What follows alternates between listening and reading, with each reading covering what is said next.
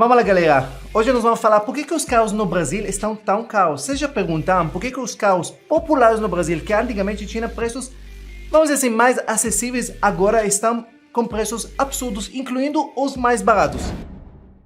Tem uma famosa frase que fala: o brasileiro é apaixonado por carro. E essa frase já foi usada muito em comerciais de automóveis, e o Brasil realmente figura entre os 10 maiores mercados de automóveis do mundo, mesmo com os carros aqui custando muito mais caro do que qualquer outro país do mundo. E os carros mais populares no Brasil, se a gente pode chamar a palavra popular, não custam menos do que 70 mil reais, só para vocês verem. Se a gente vai pegar o Fiat Mobi 1.0, está 73 mil reais, Citroën C3, 75, Renault Kwid, 73.600, carros um pouco mais completinhos, como o HB20, já vai para quase 90 mil reais.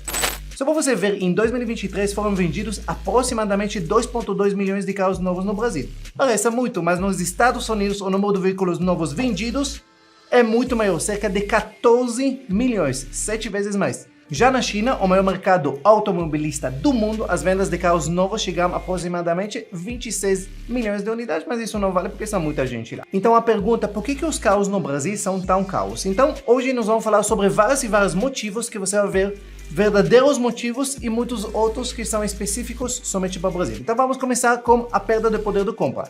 Vamos começar com um exemplo simples. Em 2017, o carro mais barato no Brasil era o Chery QQ, que custava 26.690. Que nome de carro, aliás. Isso representa em poder de compra era 28 salários mínimo, que naquela época era 954, para comprar esse carro. Hoje, para comprar o carro mais barato no Brasil, precisa 53 salários mínimo.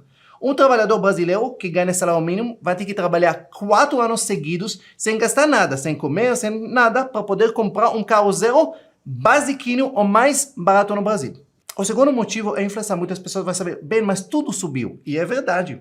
Vamos lá aqui. Se a gente vai olhar de 2017 para 2024, os últimos 7 anos, vamos ver quanto foi a inflação realmente nesses 7 anos. Se a gente vai, entra comigo aqui, se vocês querem sempre saber a inflação em uma época, vocês entram aqui no Banco Central, você entra na calculadora, você toca aqui para IPCA+, e você coloca as datas que você quer. Nesse caso, eu quero ver de 2017 para 2024. E você vê, se a gente está calculando, que ele mostrou exatamente 45%. Quer dizer que a inflação oficial nesses 7 anos foram 45%. Obviamente que tem produtos que subiram muito mais, produtos que subiram muito menos, a média é 45%.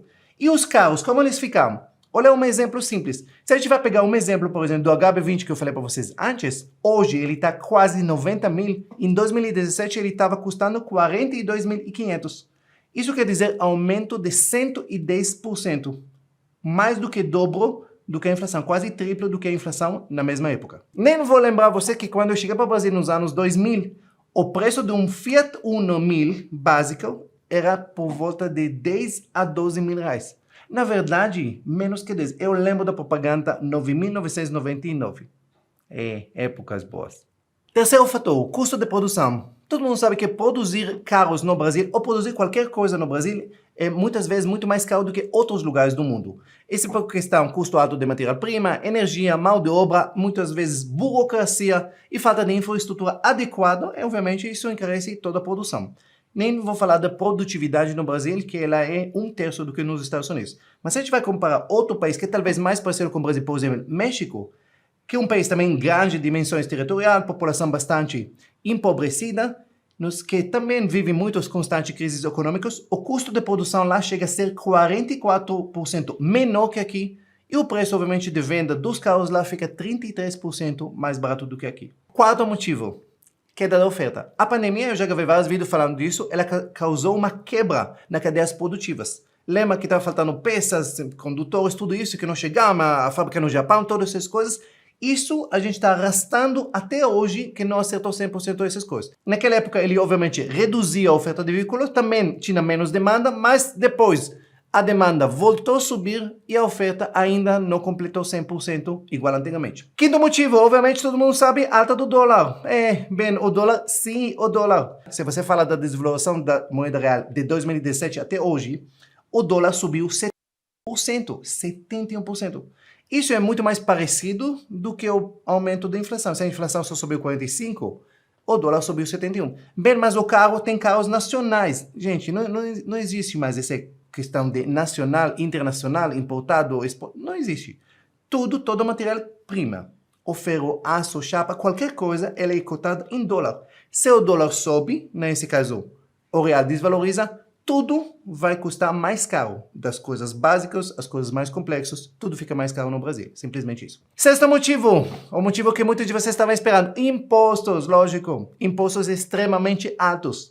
O complexo sistema tributário no Brasil é considerado os principais culpados pelo preço alto dos carros.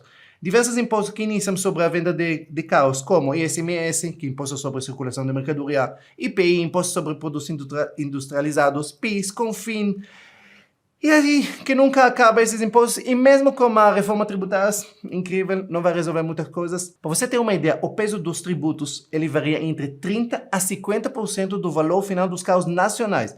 Se é um veículo importado, esses impostos podem chegar entre 60% a 80% do valor.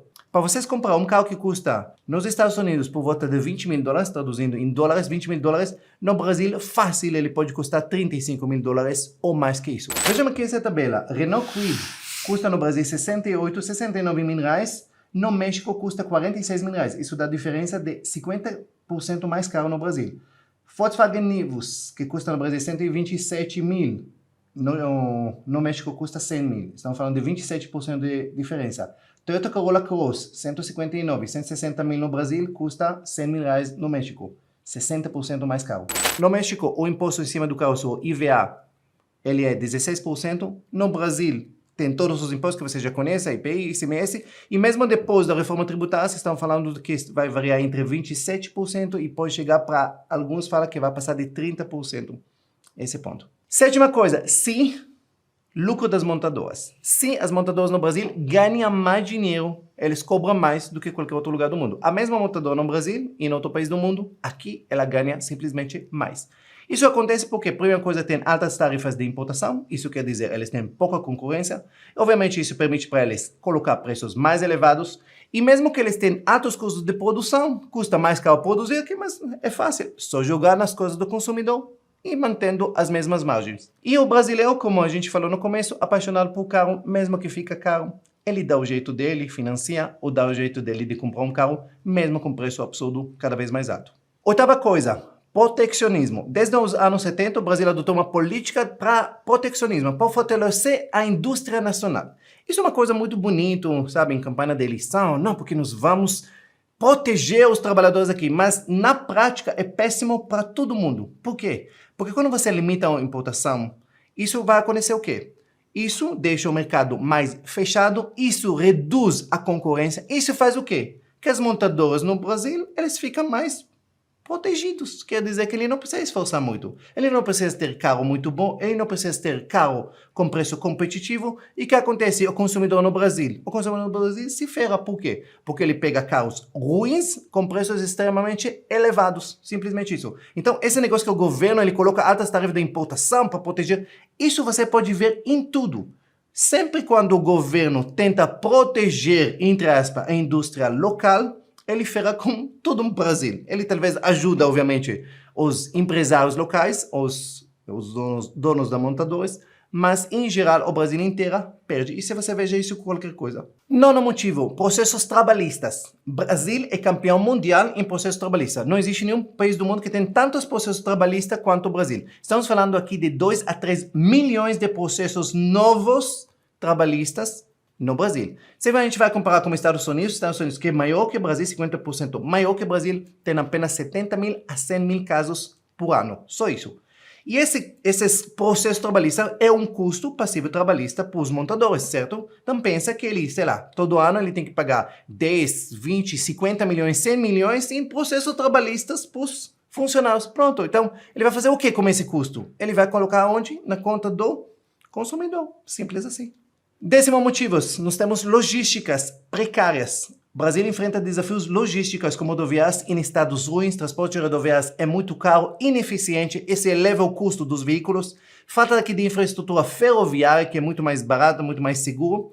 E mais uma coisa que atrapalha também, imagina, rodoviária logística muito ruim e ainda concentração. Todos os carros, a maior parte deles é concentrados nos principais estados no Brasil, estamos falando do Sudeste. Então você produz aqui carros e você precisa mandar para todos os cantos no Brasil, que é o tamanho do continente. Então imagina o carro que é produzido aqui, quanto custa para mandar ele para o Nordeste. Bota na conta mais alguns milhares de reais, pronto, você já viu como os preços em cada canto aumentam um pouquinho mais. Outra coisa que encarece muito o carro é a incorporação de tecnologias novas, requisitos regulatórios de segurança. Vocês lembram da época nos anos 90, o famoso carro pelado, que não tinha nada no carro, nem para levantar a janela, você não tinha nada mesmo, zero. Hoje não existe isso mais. Desde 2013, todos os carros eles têm vários requisitos mínimos.